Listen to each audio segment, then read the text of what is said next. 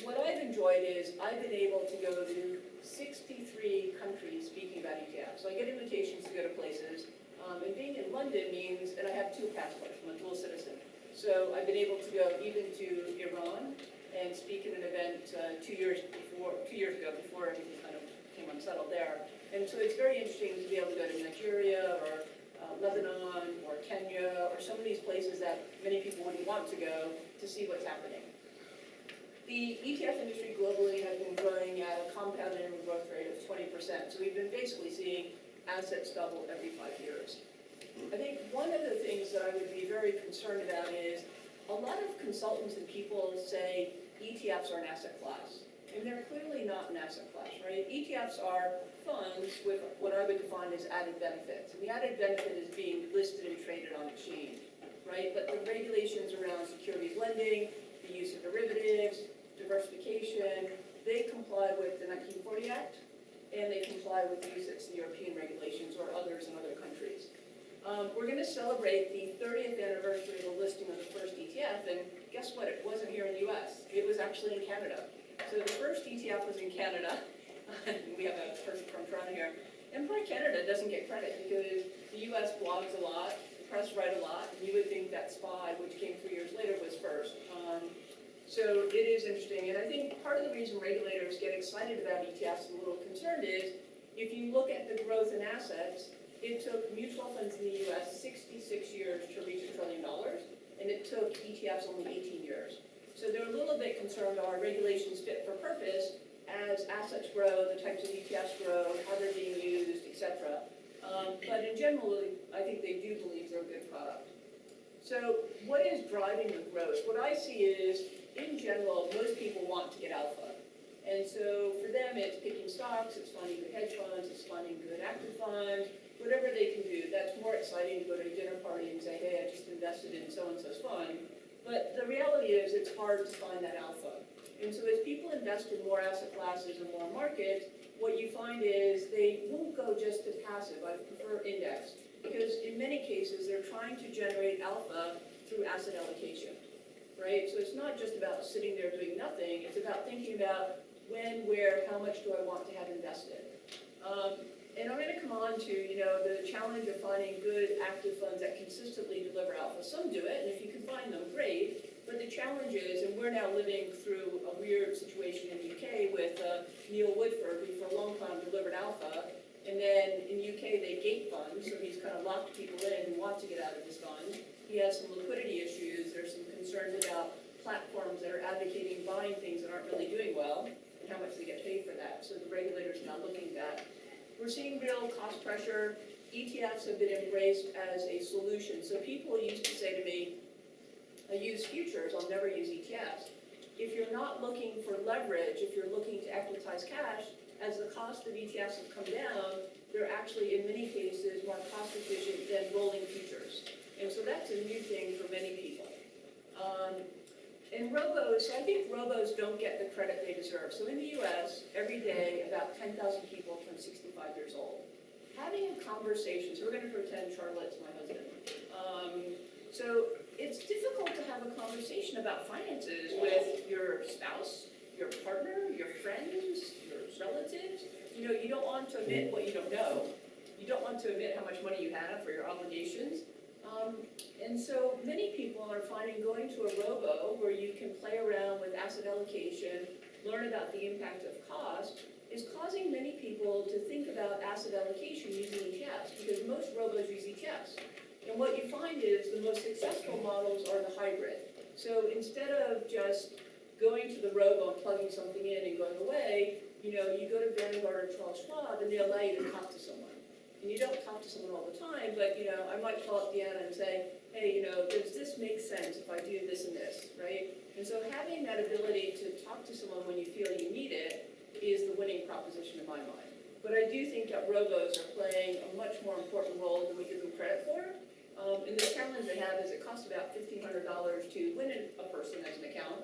And it's hard to get people to give you more money. And when they send out announcements saying, don't worry, this has just happened, most people worry and take money out. So they do have kind of a challenging model in general.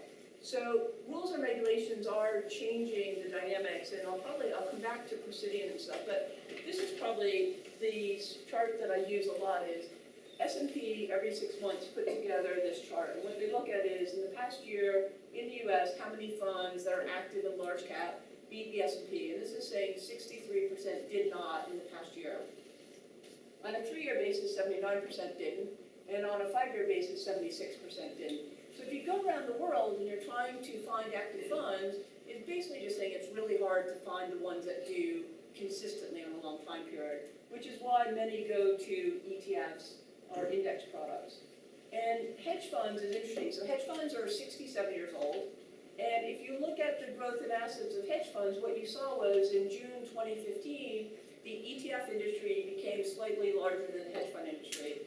At the end of 2018, we're now 1.7, yes? Are you including ETN in these stats? And that's a good question, but ETNs or anything that's not an ETF only accounts for 2.5% of the assets in the products at now. So it's really tiny. So it wouldn't make much of a difference. And so you see that the assets at the end of the year, ETFs are $1.7 trillion larger. And if you were to look at asset-weighted performance of hedge funds, you would see that in each of the past 7 years, they've underperformed the S&P 500. So you have higher fees, limited liquidity, limited transparency. And again, if you find hedge funds that deliver alpha, go ahead and use them. But the challenge is a lot of them don't do what you hope they do. And so I think that's where we've seen other people move to ETFs, because you have ETFs that offer hedge fund replication, managed account exposure, listed real estate, listed infrastructure, listed private equity. So this is where we are at the end of May. So this is pretty up to date. The other thing that would have been better is I told Charlotte I was going to update this. I wish I had stayed with the April numbers because the assets at the end of April were 5.7 trillion. Now we're down to 5.3, but it is what it is. If we look at the global industry, we have 7,797 products, 15,583 listings, so many products are cross-listed, 5.3, 415 issuers around the world, 71 exchanges in 58 countries. That hides a little bit the fact that if you were to look at the top 3 providers, which would be iShares, State Street, and Vanguard, globally they account for 67% of all the assets. Here in the US, they account for 82% of all the assets, so they are really big. And you can see that kind of growth right here. And here's the answer to your question. So if I look at things that are funds, there's 1,110, but they only account for 2.5% of the assets. So they really have declined a lot. And most of the US banks that had notes have actually announced over a year ago, actually almost 2 years ago, that they would no longer be creations. So they really don't want to have these products any longer. So you've really seen people... Is there a reason why? Or? The way they sit on balance sheets, they're not a product they really want to offer any longer. So, it is interesting. So Canada was first, but you look now, Canada is a much smaller asset management industry, so it only accounts for 2.5% of all the assets. US is 70%. Some interesting things is if you look at Japan, local products there's $338 billion. The Bank of Japan has exclusively used ETFs for their quantitative easing, and the Bank of Japan accounts for 70% of all those assets. So you find different models. In Latin America, there's only 51 locally listed and domiciled products. There's many cross-listed, and what you find is the local assets would be 11 billion, but many of the pension regulators in Latin America have encouraged their pension funds to use ETFs for foreign exposure. So if you look at Mexico, Latin America, I would say Peru, Colombia, Chile, there's a lot of assets there from pension funds investing in US or European domicile products. Brazil's a bit more complicated because of tax, but it's slowly opening up. Probably the other thing I'll touch on is, there's a lot of talk about fixed income, but if you look here, still 75% of the assets in ETFs are equity. Fixed income is only 18%, commodities is 2.4%, and active is just 2.3%. So when we look at flows, ETFs are actually a very good barometer of investor sentiment, right? So you can dissect, and the views, what happens in US listed products is often different than Europe, different from Japan. But what we are seeing is the concern about trade wars. I think even now, kind of the threat that we might go to war with Iran is kind of factoring into where you see flows right now. So what we saw was we had net outflows of 4.4 billion in the month of May, but year to date we've had inflows, and it's probably easier to look at it here, 140, which is down from this point last year at 173. All of last year we had 516 billion. So you can see for the month these were the net flows. And when I say net, yes, That doesn't include mutual funds, right? this is just ETFs. Okay. And when I say net, I should explain what I'm talking about. So with ETFs, they trade like a stock. And 9 out of 10 trades are just someone buying and selling an ETF that already exists. Creations and redemptions are what I'm measuring here, which means when you have a large order, which is more than 20% of the average daily volume, that's when an authorized participant is out there buying the underlying securities, typically in increments of 50,000. They send it to the custodian, the ETF gets bigger, or vice versa. They take the basket, which makes it tax efficient. So I'm measuring creations versus redemptions. And I think one of the interesting things is not so much about the plain vanilla kind of equity, fixed income, or commodities and what's happening, but when we look at some of the other areas, such as ESG, you know, you go back to the early days, and I can remember sitting on the trading floor at Morgan Stanley, and the Financial Times came out with a sin stocks outperform the non-sin, right? There's a portly man smoking a cigar and drinking port or something. And so early ESG funds were just excluding tobacco, firearms, pornography. And what you found was tobacco stocks have really high margins, good returns, and so many would go back into tobacco. What we have seen is that the way ESG indices are made today is based on qualitatively and quantitatively evaluating companies on various factors for the E, the S, and the G. And what you do find is those that perform better on these factors do perform better than companies that don't. And so you have to be careful because we still have exclusionary indices. You have to make sure you understand what you're buying. But I think the other thing is, you know, normally Europe is 18% of all the assets. In ESG, Europe accounts for 16 billion and the US only 13. Regulators in France and Belgium are encouraging asset owners, pension funds, to invest using ESG screens. And investors in Scandinavia have been big on doing this for a long time. And you might have noticed that a month and a half ago, Deutsche Bank launched a new ETF here in the US. It's the MSCI ESG Leaders, seeded with $845 million US. That was from a Finnish insurance company. So I actually think we should move a little bit of this money down here, given it's coming from Europe. But that's the other challenge. You don't actually know who's buying US stuff. It's often not US investors. Thematic, I think, has become more popular due to the fact that I think indices today do not describe all the functional things that companies do, and people want to invest in disruptive technology, disruptive healthcare, and so we're seeing a lot of movement in this space. And it also plays here. So we've seen some ETFs launch, like, how many people remember the Fearless Girl statue that was in front of the Bulb? A few of you. So around International Women's Day, which is March 8th, a couple of years ago, State Street launched a new index and ETF called She, and the idea was it was investing in companies that were more diverse, having women in various structure of the leadership. And a year ago, RBC in Canada launched one seeded by OMERS. One of the California pension funds seeded the She Index in ETF. So we are seeing some of the diversity in solar energy, which does kind of cross over. Smart beta is one, I don't like the term. It's basically factors, and if you were to dissect what factor most of the money in, it's high dividends, so people wanting income. They don't see it as being smart beta. And I'll kind of go through some of these quickly. I think the other one that we see is, maybe I'll talk here, active. So in the US, the regulations require that every ETF be transparent and say what's inside of it. What we have seen is, as many of the active asset managers want to launch ETFs, many equity managers don't want to say what's in their fund every day. So secret sauce. So we've had a lot of filings for what's called non-transparent active. I don't like that term because it implies they never say what's inside. What they would do is provide the same level of transparency as mutual funds.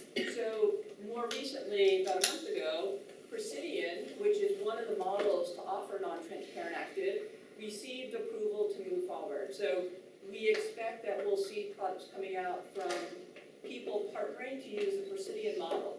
So The challenge will be they only are allowed to do products that have US underlying security. So it's not totally comprehensive. I think we now need to see, is the model going to work? Because when Eaton Vance came out with their next years, which were exchange-traded managed funds, not ETFs, we didn't see a lot of people putting money into that non-transparent active model. Partially because you had to employ new technology, the pricing was plus or minus NAV, and nothing else really is price minus. So we'll wait and see how this moves, but in Canada, ETFs are regulated like mutual funds. So we have non-transparent active, and non-transparent active accounts for 20% of all the assets in Canada. And Canada goes a bit further to say that the issuer of an ETF can sign an NDA agreement with their market maker, which here would be seen everywhere else really as inside information. So Canada views things differently. And the other thing that's been interesting, I should have said this in the thematic, is in Canada, cannabis is legal recreationally. They now have ETFs that invest in that, over $1 billion. So in the US, it's not possible to come out with a cannabis product because on a federal basis, cannabis is not legal across the US. And so right now you see many people buying probably both the actual product and the ETF in Canada. And they do ask you when you go in or out, it's against the law to go in or out with the cannabis. Emerging markets, we've seen a real trend to people buying both Saudi Arabia and China A shares, as MSCI is including these in their benchmarks. And I think that will be a trend that continues. And then crypto, there's Hester Pierce, who is really seen as crypto mom at the SEC, who thinks crypto should come to market. But what we've seen so far is it's really only been in Europe, and you have to be careful. So 5 of the products are actually physically backed and settle on the public blockchain, and they're in Switzerland. The others are really structured as notes, and you have to understand the difference in the structure. So when we look at the use of ETFs, I think an interesting thing is that when we look at who owns ETFs and how much they own, we find almost every year that about 58% of the assets here in the US, listed ETFs, are owned by institutions. So it's not just retail.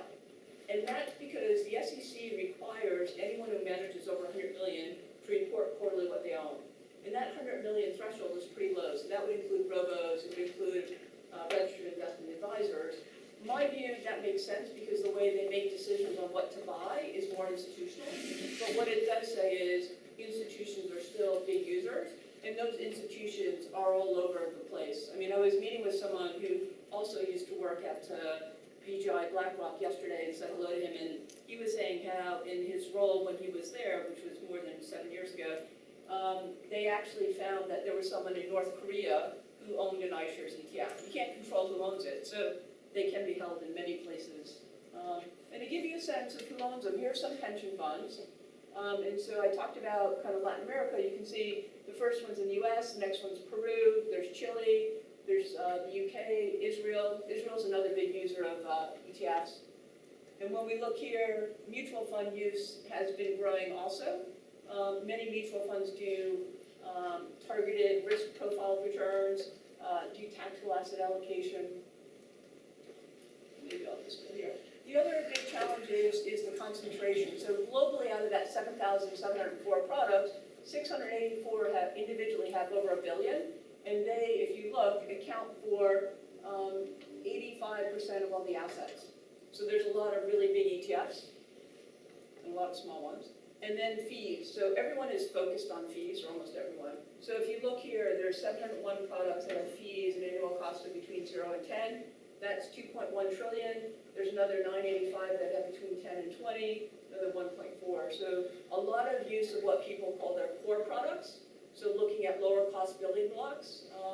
But if you look here, the more commodities and currency products tend to have much higher fees. So the asset weighted fee right now is 22 basis points, but you can see for currency it's up at 84. And this year, I actually tweeted about this morning, we actually have a record number of closures at this point this year relative to any point in the past. So a lot of people have brought products to market. It's hard to get big, and many people are deciding to pare back their product offerings. We still have a pretty robust set of new launches this year. Not a record, but clearly we're at 368. The record was 2010 at 471. And, well, actually, I'll probably go here. What we have seen with the pressure on fees, the actual revenue coming to the industry has declined because people are lowering their costs. So with that, I think there's still some challenges, but my view is we're still in the early days of ETFs because there's still a lot of people that call them EFTs. And until they try them, I think people really don't understand them, right? Even people who I talked to for years, when they do the first trade and try them, they tend to find that then they will use them more, use them in larger sizes, hold them for longer time horizons. For those ETF that have to be listed, what's the threshold for delisting? Is it liquidity or is it AUM mostly? So it depends. So it used to be in Japan, it was based on how many investors. So if they didn't have at least 100, they had to delist. So it varies. But what we have seen is, if you remember back a few years ago, Northern Trust just exited the business. So part of it is firms trying to rationalize, can I really make a business out of this? And does it make sense for me to be in the business? And so some firms have decided no. Sometimes it's because the products just haven't gathered assets. Other times it's just because it's only one firm that's actually buying it. And so there's many different criteria that cause people to delist. It's not just one factor. Yes? Just a few kind of statistical questions so I can understand. What's the asset growth trend over the last, say, 3 years? And what percentage in the U.S. market is non-passive? In ETFs or in general? No, in ETFs. So the growth rate has averaged globally about 20% year on year, each of the past Is 2 that years. the assets under management growth rate, or is that the amount of different issues coming to the market? That, I'm measuring their assets under management Oh, in ETFs, so not number of products.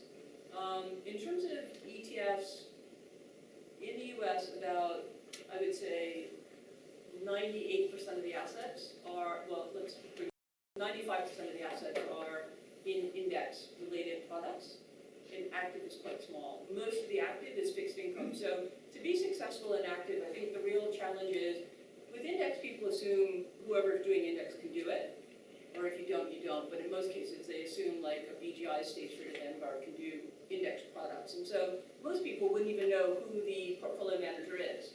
But when you move to active, people want to know who the PM is, they want to know who the firm is, they want to know performance, and so that really changes the dynamics, and usually they want to see 100 million in 3 years of track record.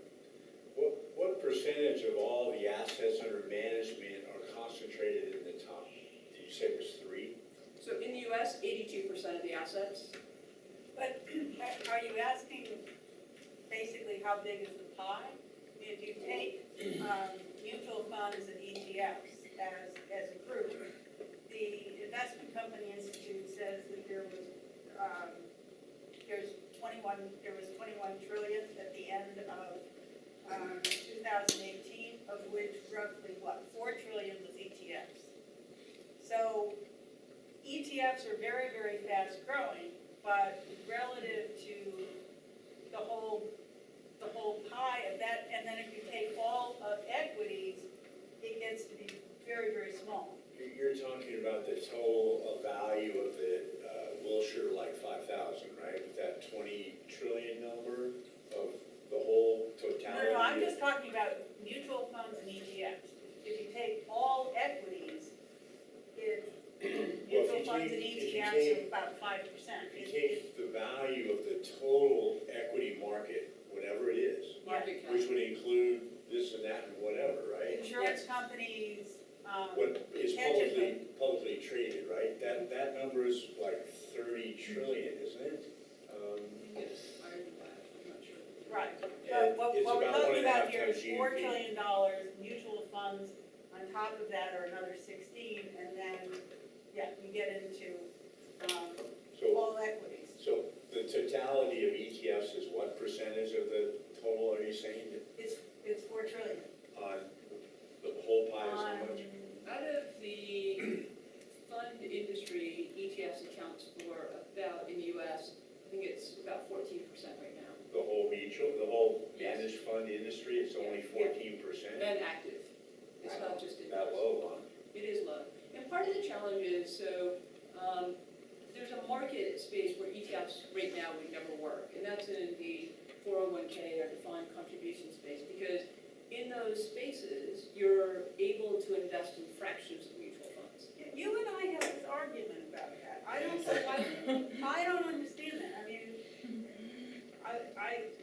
my clients reinvest all their dividends in ETFs, and, we clear through Fidelity, and they're more than happy to, the second decimal place to reinvest. So you and I disagree on that. Well, I think smaller 401k plans have a way of covering this, but if you're talking about large administrators of the 401ks that work with companies, the ability. Well, the biggest one's Fidelity. Yeah, but if you look at the number of actual 401k plans that have ETFs inside of them, where ETFs tend to work is the directed brokerage window, right? So most 401k plans that are larger offered by companies would be offering mostly active funds, not even index, and they wouldn't be offering ETFs as part of their standard package of here's your investment alternatives. Do you think that might be sort of political though, as opposed to functional? It is a technology thing, because I know that even in South Africa, the head of the stock exchange has said for many years she's been trying to find a solution. So fractional ownership is an issue in many markets, and one that hasn't been solved for, except in smaller cases, because smaller funds can figure out solutions. You can have black boxes, but historically it's not been in the interest of the funded 401k administrators to offer ETFs, because a lot of them didn't have ETFs. They had their own funds in their things, and they had active. So, many people don't see this changing in the short run. So Charlotte, are you also saying that Fidelity will automatically reinvest the dividends from ETFs? Absolutely. Okay, that's interesting. I'll look at that. So already stats starting to emerge around the smart beta and the success rate therein. So oftentimes we hear about most mutual funds not being the index, right? But that's never dollar weight adjusted. It's always equally weighted for each mutual fund. Do you imagine some thinning of the herd from a smart beta perspective? And what are the numbers for ETFs being the index, so to speak? Yeah, so that's a good one. I haven't done that analysis specifically. I think the challenge is, and this is a case where you have to be careful what you read in the press, and I think there's a lot of fake news, right? So the press have this view that, smart beta products aren't doing what they're supposed to if they don't beat their index every day. And you have to be careful, because the whole idea behind factors is that over long time periods, right, factors should do better, certain factors should do better than market cap. But you could have multiple years of underperformance. So it tends to be value, size, momentum, quality, dividends. And there's many cases where a product doesn't do it for a day, and the press was all over, or a week, or a month. I think in general, the other challenge you have when you look at these factors is you have to understand the indices, right? So the way quality, momentum, low vol is calculated by FTSE, MSCI, and S&P is very different. And then as an ETF issuer, you can decide to fully replicate, you can decide to optimize, and your fees are going to have an impact on whether you actually beat the benchmark. So you have to be really careful. Are you comparing apples to apples or not? And then you've had in the US many registered investment advisors who have created indices on the way they run money and then launched ETFs. And I think those have become harder for people to understand how to use, because they're multi-factor, and it's already hard enough to figure out, should I be in quality, momentum, whatever, and then to use someone's way of running money and put money in it, I think becomes really difficult. So I think that some of the smart beta has done well. I think for many, it was kind of this middle ground between index, where BlackRock, State Street, Vanguard owns that space, and the fees are really under pressure. So the idea was actives over here with higher fees, and everyone thought that smart beta would be in the middle. That was until Goldman Sachs decided to come out with a US-focused smart beta product and price it at 9 basis points. So everyone was like, oh no, the fee wars have even gone to smart beta. So, so there's not a great answer to your question, right? Because there's so many different strategies. It's kind of like, do all active funds beat their benchmarks? There's going to be some smart beta products that have done well and some that haven't. I got a question about the cryptocurrency ETFs, because I know that in the United States that there have been quite many, at least 10 something attempts to list Bitcoin or other cryptocurrencies cryptocurrency ETFs on the market, and all of them has been rejected by the sector now because it says it's just too risky for the investors. For example, because it's not mature enough to prevent market manipulation. But I also see the stats you showed just now that it is quite big in Europe, with 600 something million. So is there anything different that does the European market prevent or give a better protection to the investors? Is there any policies or regulations? So I think, so we have currency ETFs and then we have like crypto, digital assets. So currency exists and that became popular in the US when you saw where the exchange rate was for US dollar versus other currencies. People historically in the US, everything trades and settles in dollars, but people did start to move into FX hedge products. Crypto products, there's a concern about all of the exchanges that are trading crypto products, and the SEC is not comfortable, as you point out, with the model and the way things work. And they're also concerned about, they don't want to bring, most of them, so I think Hester Pierce is different. She thinks that the SEC should allow a little bit of buyer beware, so you should do your own homework. So she's kind of in the camp that crypto should come out.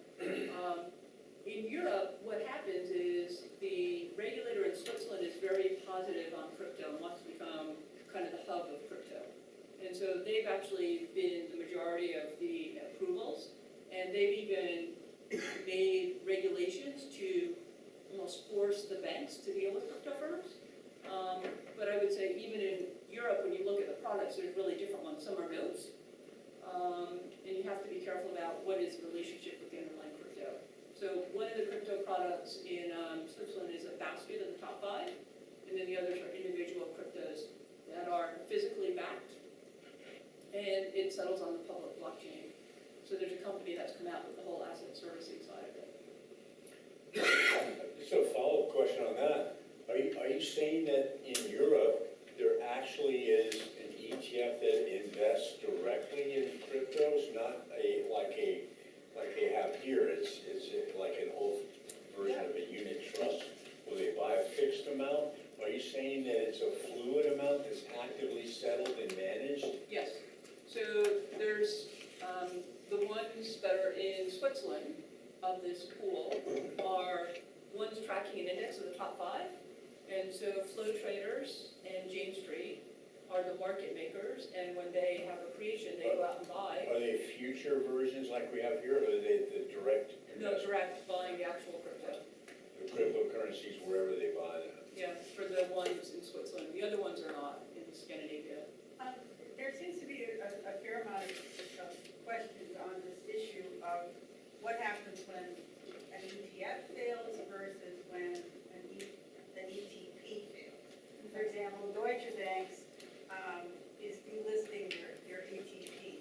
Can you just go over a little bit about what happens when an ETF gets delisted or fails versus an ETP? Yeah, so I guess we haven't seen products fail. Like even when people were concerned about the VIX product kind of and people lost money, it did what it said it was going to do, right? So I think you have to be careful that you read the perspectives.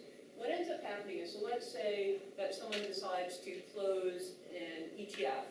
They will put out an announcement and say, this ETF is going to close on such and such date. It will continue to trade on a secondary basis until X date. If you do not sell it before then, you will receive shares. That's kind of the typical thing.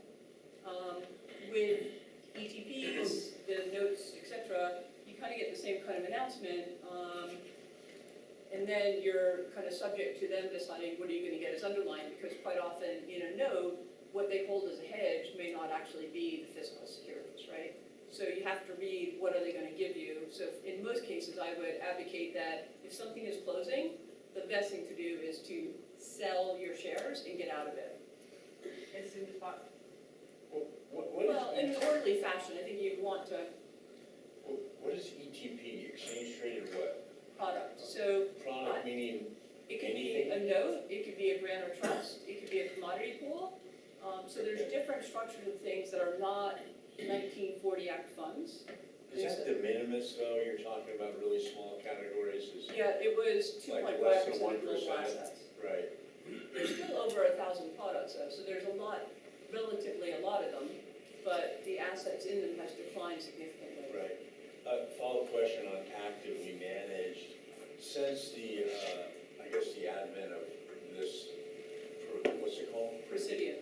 Presidium that allows them to behave like a mutual fund, in other words, to protect their secret sauce. Has there been a market increase, or is it too early to tell in the assets under management? So far, nothing has come to market, so they've gotten approval to get through the investment division of the SEC. They still have to go through trading and markets, and one of the exchanges has to say they want to move forward with this, and here's the rules. So nothing has come to market. The night after the SEC said they were giving approval to the structure, American Century did make a filing to say they wanted to embrace that structure and bring out products. It's unclear when the products will come out, because the How other long thing, was that approval? How long ago was like it? a month ago, Just a month, well, this is brand yeah, new. brand new, which is why it's too early to say. So, I guess I should know this, I don't.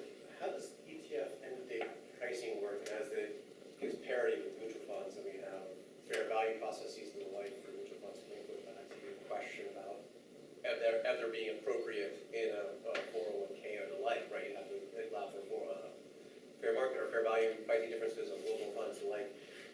Is it going to be a shared class proceeding model, or is it going to be its own distinct? It's gonna be its own Okay. distinct thing. I think there's been some question whether existing mutual funds would convert. So to date, we haven't seen existing mutual funds convert in US into ETFs. We have seen recently a private fund get permission to Syntax, was given permission to carry over 4 years of track record, and launched their first ETF in the US on January 4th, or listed, I should say, on the 4th.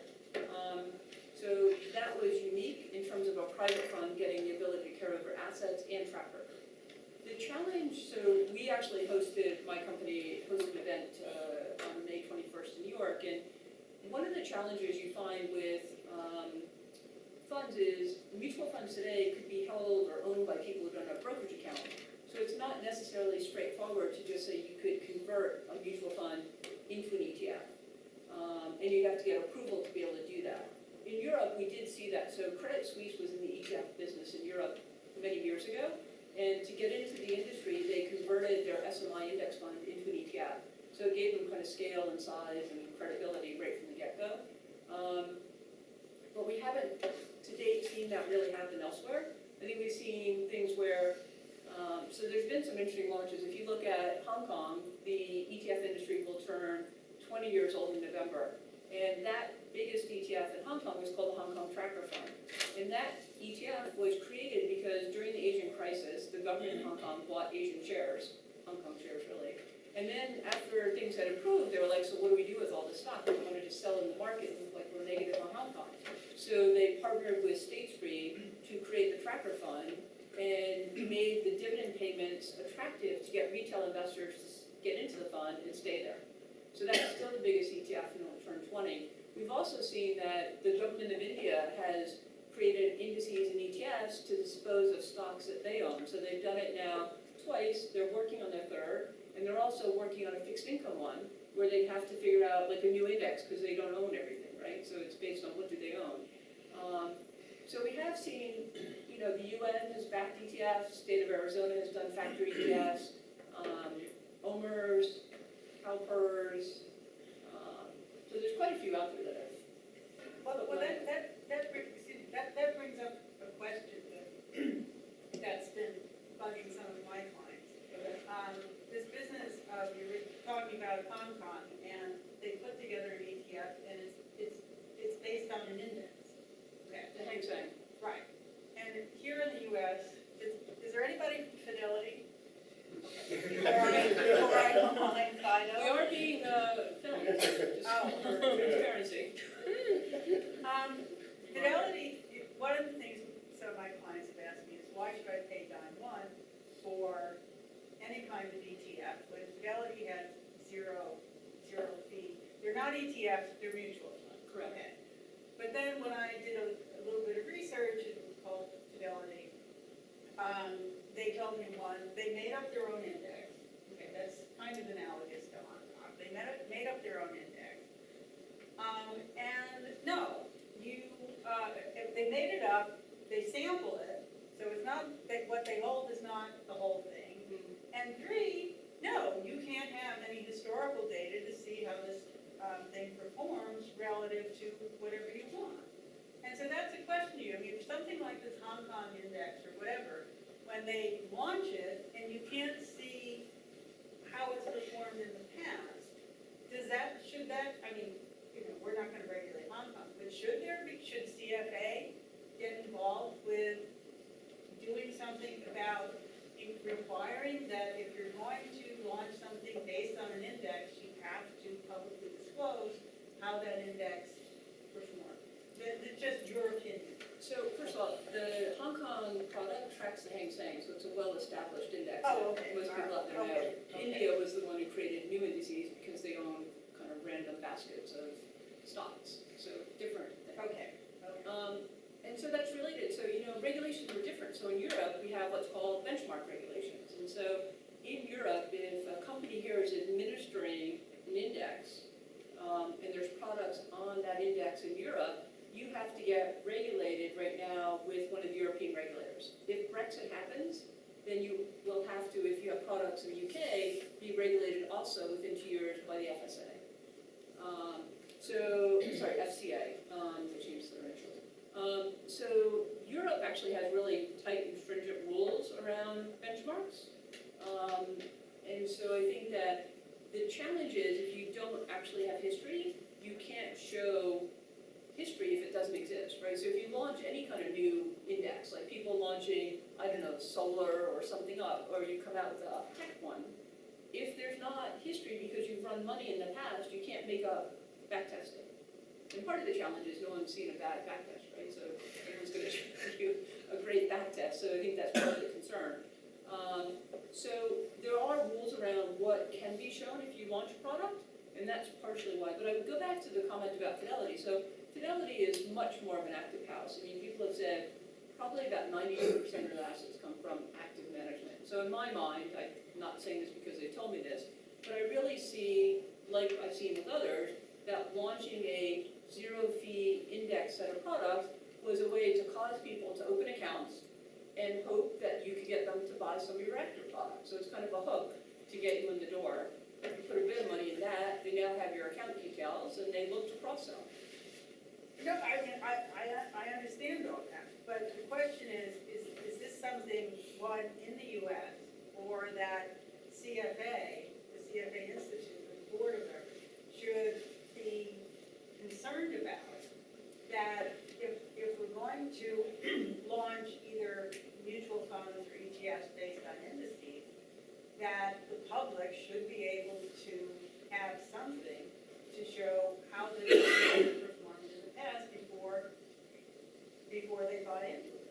So that is, I mean, that's a fair question, but if something hasn't existed, you can't show something unless you do a back test. So what you find is quite often platforms, online brokers, et cetera, will say, you're not going to get on the platform until you have 75 million or 100 million in 1 year track record, because they want to see that. So that's why many people do not buy new things that come to Yeah, market. but Fidelity has over $1 billion. But if it's a new product and they don't have history, they can't show it, right? Yeah, they can. It's based on an index that they constructed.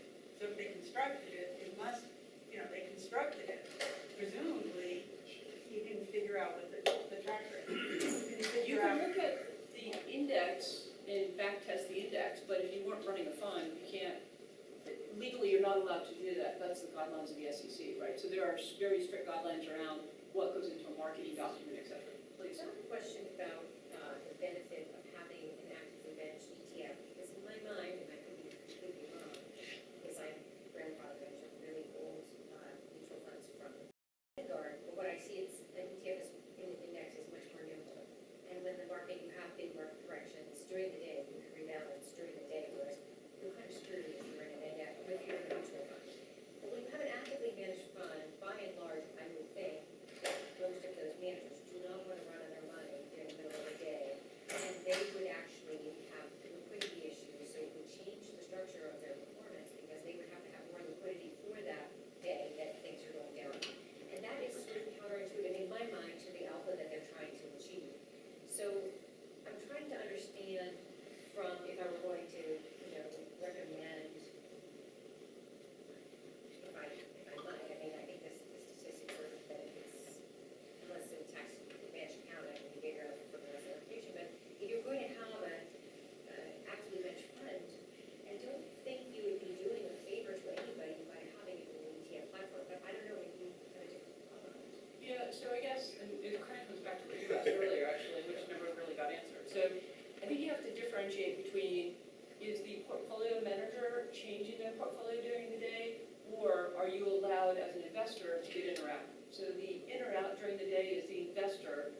actual ETF portfolio doesn't change during the day.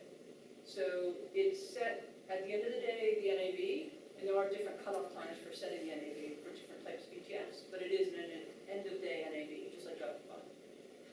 At the morning, they send out what they would call, at least in a normal ETF, is what's called their portfolio composition file. So if you came along with a big order, which would be, say, 20% of the average daily volume, it's bigger than that, that's when I would go and create. And I would create in increments of 50,000 that portfolio composition file.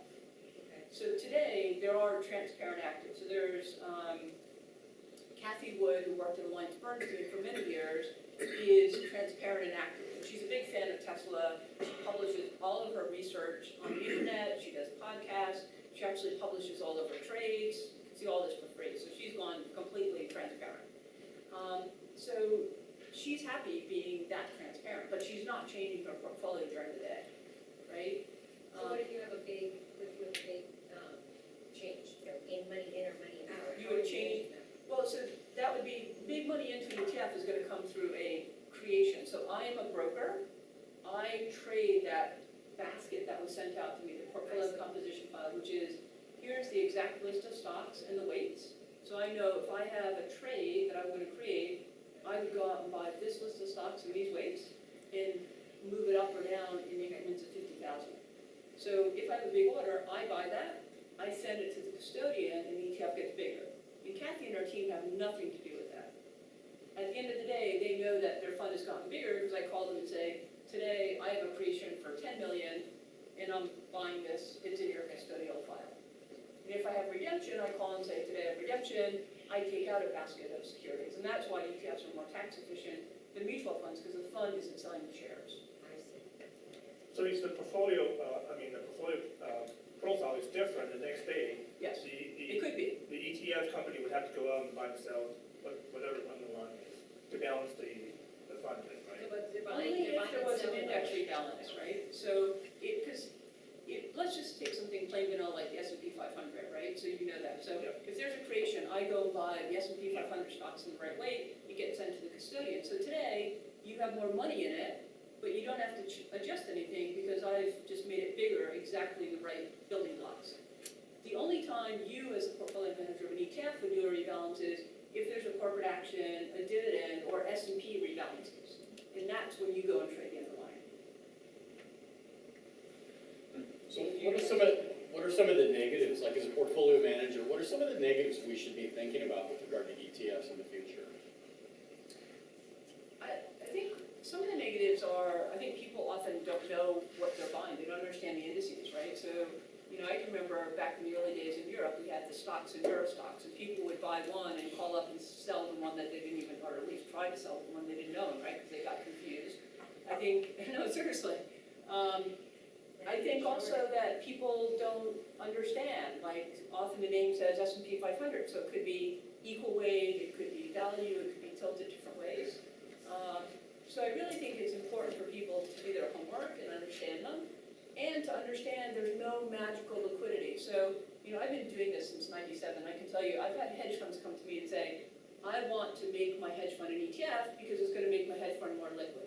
Well, that's not the way it works, right? If you're investing in illiquid stock, or securities or whatever, it's not going to make it magically more liquid. So I think read the prospectus. So when leverage and inverse products came out, so many people did not read the prospectus and understand that each day you're getting, 2 times or 2 minus, it rebalances, and tomorrow you get 2 times or 2 minus.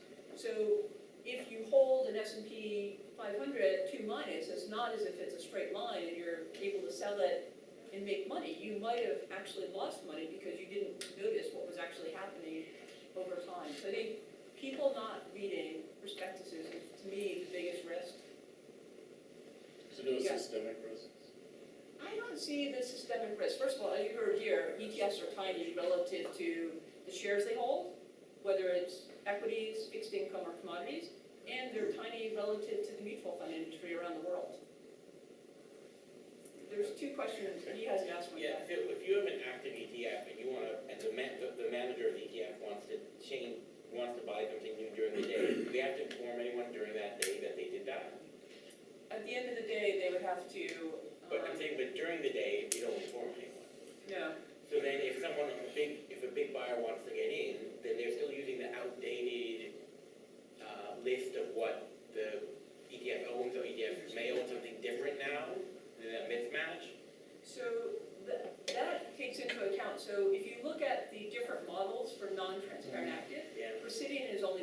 T. Rowe Price has a Yeah. model, so there's other models that the SEC hasn't approved. Yeah, The active funds would less likely have a portfolio composition file that was all the shares. yeah, They would more likely be buying stocks, like in the morning, they'd say, the file that we would want someone to buy yeah, would include these shares. okay, So it wouldn't be a slice of everything, so they would change it daily, but okay, it wouldn't be disclosed to okay. everyone.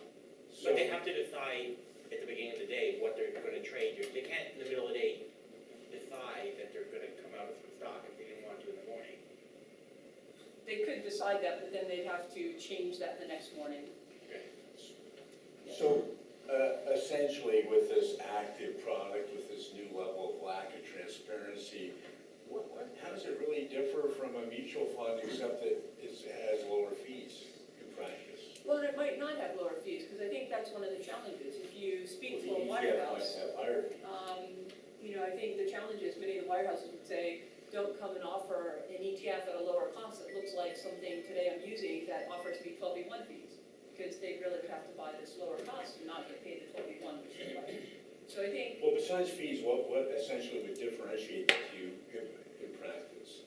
well, being able to buy and sell an ETF anytime during the trading day, if you wanted to. But you don't have any transparency, just like a mutual fund. Yeah, but on active funds, you don't either, right? So I think it's when you can buy it and the fact that you could go short. So Well, with a in mutual active fund, fund, you're talking about a basket, a unit, after a certain period of time that they have to match up. So it's just kind of a function of what that lag is at the time of matching up. yeah, they would match up, like you provide transparency typically quarterly in these non-transparent products. It would be like a Just mutual. like a mutual fund. Correct.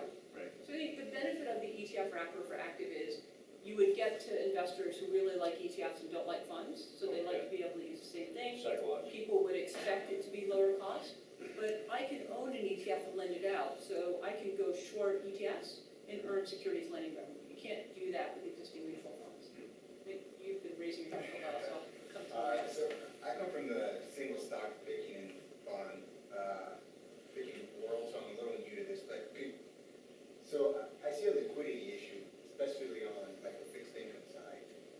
You kind of gave an example of what would happen if an ETF shut down, but what if it happened in that one day because there was so much, so much selling, and the bid-ask spread on the bonds, there's a lot of fear, and that widens a lot.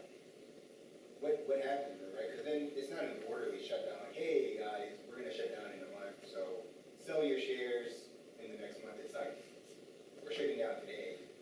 I don't know, are there circuit breakers? What happens in that scenario? So I think in general, with ETFs, there will be prices, but you may decide you don't want to accept either that price to buy or sell, right?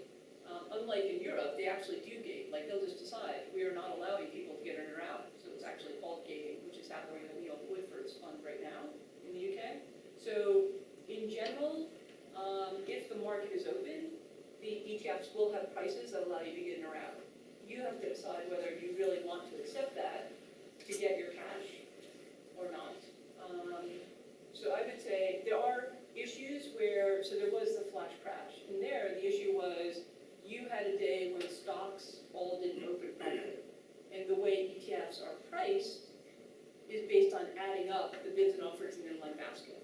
And what ended up happening was when the shares started to reopen, you had different rules on reopening on the different exchanges, which then caused issues to the ETFs that were trying to reopen. So the issue there in terms of perceived liquidity and pricing was due to market structure issues and not due to problems of the ETFs themselves. Those issues were then fixed, and there's more alignment around the opening or reopening of shares and ETFs. So far we haven't seen it, and to make ETFs on fixed income more liquid, you might find that there's a top 100 corporate bond ETF that rather than holding just Volkswagen 2020, will hold Volkswagen 21, 22, 23 to maximize liquidity and the ability to buy the bonds. Same company, different duration. So it is important, especially in fixed income, to understand what's being bought. No one is going to go out and buy all the bonds in the today, Bloomberg, Barclays ag, right? It's 6,000 bonds.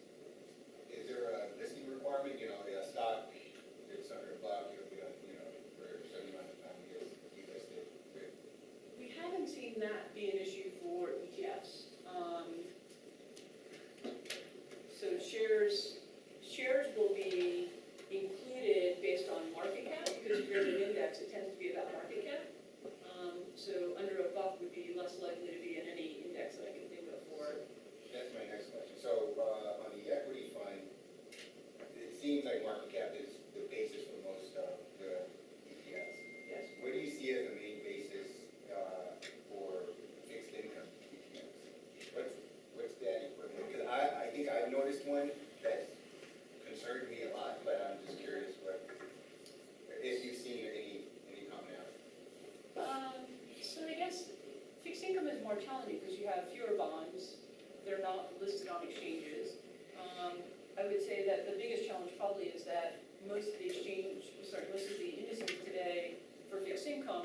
now are owned by Bloomberg, right? Because what used to be Lehman was bought by Barclays, and Barclays sold it to Bloomberg. So you don't have a lot of different indices.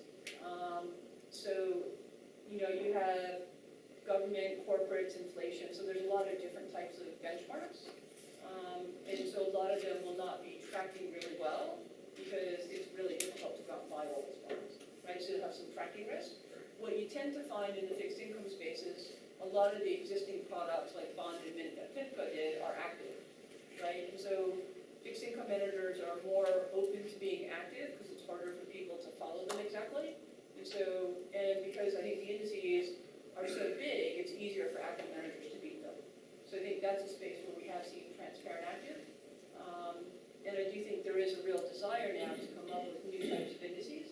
And so you're seeing MSCI and FTSE and S&P and others trying to create more indices in that space. Let me stop here, it's now 1 o'clock. Deborah, can you stay a bit longer? Yeah, I can stay a bit longer. But I just wanted to end it here, so if people want to leave, they can. The other question is, would it be all right, you allowed the recording. Would CFALA, would you allow us to send out your slides? As long as they put it into a PDF, that's fine. And I guess I will say, so as you heard, I'm one of the founders of Women in ETF, so we're for both men and women. The idea is to connect, support, inspire, it's really about education. We have over 5,100 members in chapters around the world. So you're welcome, there's no cost to join. And we do various types of educational events. We also do bell ringings to celebrate International Women's Day. And doing those, we partner with UN Women, UN Global Compact, Sustainable Stock Exchange, World Financial Exchanges, and IFC. So 5 years ago, we did 9, then we went to 33, then 45, 65, this year 85. And they're really fun events. I personally was able to be the one at New York, South Africa, and London this year because the dates were not all March 8th. But I would encourage you, it's fun. We do university outreach, we do mentorship, we have a speakers bureau. So it's really a good way as ETFs move into more mainstream. It's a good way for people to get together. Because I think networking is really important to both develop and enhance your career. So thank you for coming. If you are interested, feel free to sign up. We put out some free press releases on our website, and do take a book. They're normally $10. I wrote the last chapter, which I can tell you was a challenge. With 1 minute they wanted color charts, and then they wanted black and white. And it's not as easy as turning the color on and off. So anyway, thank you so much.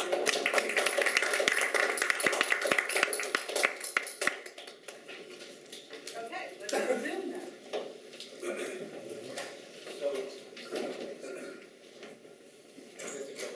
Oh, I'm sorry, did I cut you off in the middle of your question? Oh, no. Sorry. But going back to that, so if an ETF is shutting down, you can hold it, and if you hold it to the closure, you will actually be given the individual securities that it held, As long as that it it's wasn't able to sell, I guess? No, you can be given the underlying securities in the fund as long as that's possible. So let's say there's an ETF on MSCI Korea. If it was shutting, unless you have an account in Korea and able to invest in Korea correctly, you wouldn't be able to do that, right? So I would say for plain vanilla U.S. equities, U.S. bonds, something closing, they can deliver those securities out to you. To the extent that it's something where it requires you, like China A shares or other things that are more complicated, they might deliver out to you the equivalent in cash. February last year, there was a big problem with the volatility. Yes. ETF and ETN. Credit Suisse, February 5th, the volatility index went up more than 100%. So the inverse volatility ETN over when Credit Suisse decided to close it overnight, but the ETF survived. Two questions. During the day, the first question is, during the day, the ETF and ETN didn't track the performance of the volatility index closely. Was it because of the retail investor base? Because because it was, there was a big discrepancy between the volatile index and the inverse ETF and ETN. And the second question is that I called the ETF company, trying to find out what happened overnight, and they say they tried to stabilize the ETF trading overnight. Right. But I thought they're not supposed to do that. They're supposed to let the market force take place rather than trying to be a stabilizing agent. Because it's basically you're just trading underlying, right? So I don't understand how they did that, how they could do that. So they wouldn't have been trying to stabilize the ETF. What happened is because it was a leveraged product, they have to do the trade to each day, if it's giving minus or plus, they have to trade to deliver that return that day. And so the trading wasn't to try and pick something, because the reality is, even Credit Suisse said, it did what it was supposed to, right? Which is to give leverage or inverse exposure. The fact that the index moved so much is why the value dropped to 98% in that one day, right? So it's not that the product didn't do what it's supposed to. The trading they were trying to do was to deliver by trading, but they didn't have enough money to actually go out and buy enough of the securities to actually deliver that return. So that was really the challenge there. So the note product did what it was supposed to, but people didn't understand it. And that's the challenge. I think the VIX is a challenging investment overall, because people think buying the VIX is like a hedge, and it's not a great product to buy. So I think I would caution you on these products that there's no magic bullet out there. A lot of folks tend to criticize ETFs and talk about systemic risk and liquidity and things like that, which I always used to think, but then there was a high yield scare about like 2.5, 3 years ago, and I think the high yield ETF market actually added liquidity in a time of crisis. And I'm wondering if I'm thinking about this correctly. If you have, let's just say, an ETF of 10 illiquid high yield bonds that really aren't trading that much, and if you have an ETF with those 10 issues, as a trader, you could just trade that basket and trade the ETF without even touching the underlying, and therefore it's enhancing liquidity. Is that correct? Yes. Unless you get a redemption, right? If you get a huge redemption and you have to liquidate those, then we're screwed. But other than that, it's actually enhancing liquidity. True. So you kind of have to be really clear. So you have the secondary trading of an ETF. And so if shares of a fixed income ETF exist, people can buy and sell them all the time during the trading day, right? And so in fixed income, that's often what we see. So we've seen articles where some of the issuers will say the ETF is like thousands of times more liquid than the underlying bonds.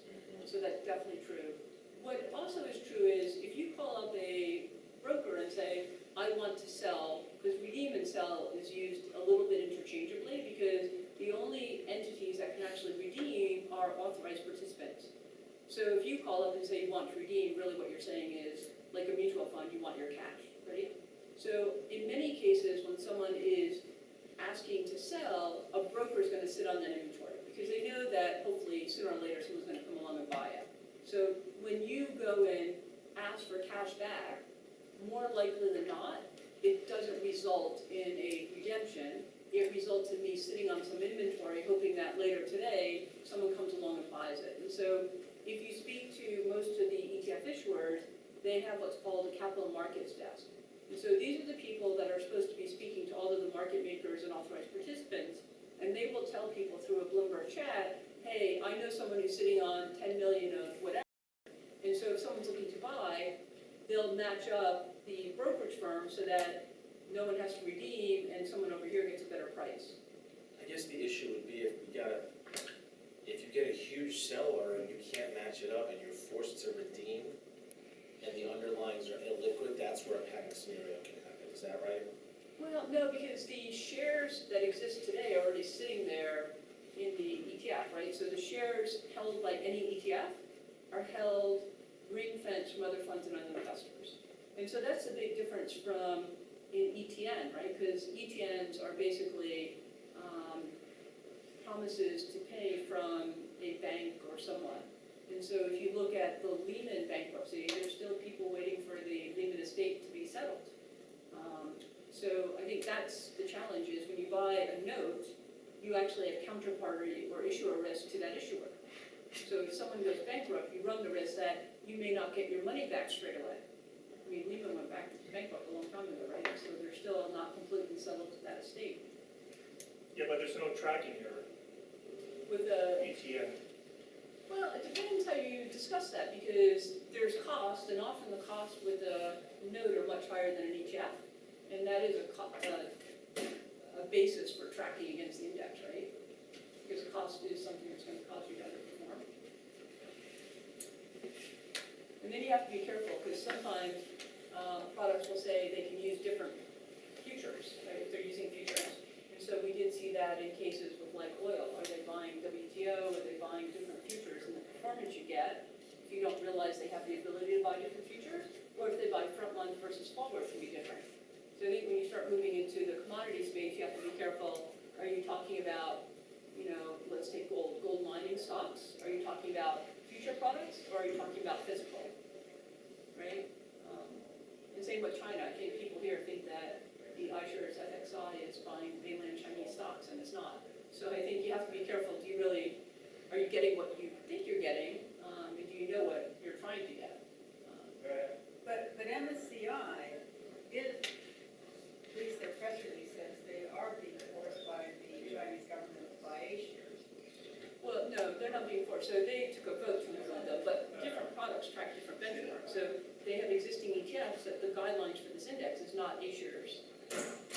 So different benchmarks that are being tracked, sometimes they buy A shares, sometimes they're buying S shares in Singapore, sometimes they're buying A shares.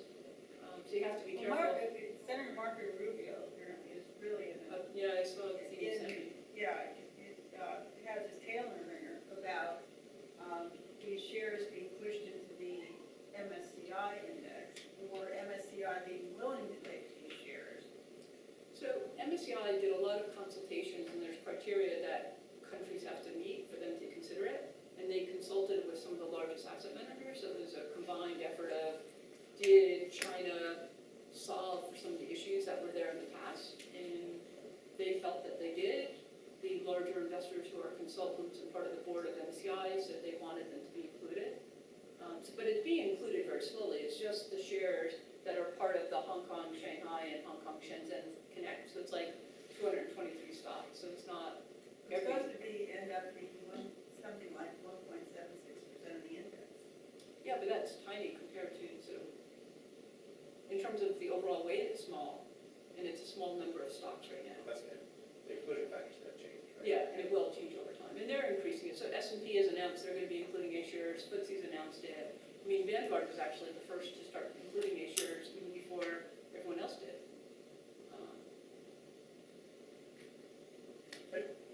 I'm probably going to have to, a conference call to get on shortly. I mean, this has been great. Thank you so much for all the questions. Thank you. Thank you.